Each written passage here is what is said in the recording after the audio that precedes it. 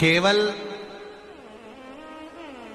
3 दिन ऐसे रहेंगे, 3 बार ऐसे रहेंगे, 3 तिथियां ऐसी रहेंगी, 3 समय ऐसा रहेगा जिस समय पर तेरे द्वारा निर्मित शूल को भी शिव धारण करेगा और जगत का कल्याण करेगा।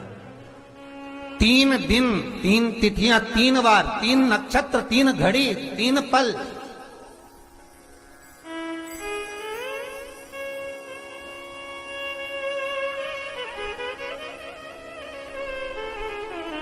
जिसमें बाबा शूल भी धारण करते हैं, और शूल अकेले धारण नहीं करते महाराज।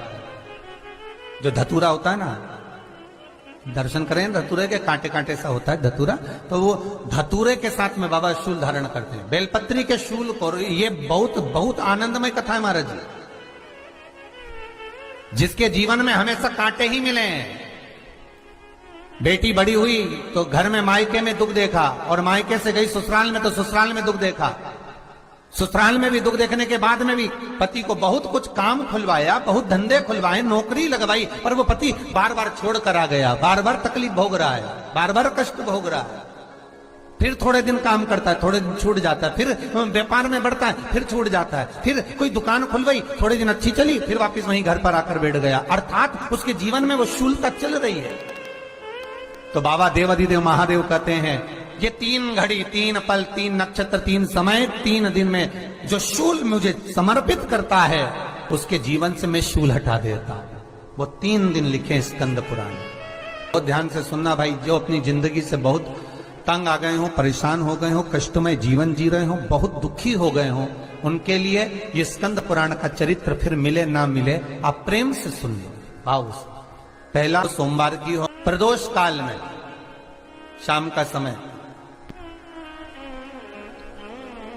सूर्य डूब रहा हो, बस डूबा ही हो, और उस समय पर सूर्य के डूबन के तुरंत बाद बाबा को धतूरे के साथ में बेलपत्री ना चढ़ाते हुए, बेलपत्री के वृक्ष के 7 कांटे बाबा के शिवलिंग पर समर्पित करे जाते हैं महाराज, अपनी जिंदगी में अड़चनों को हटाने के लिए।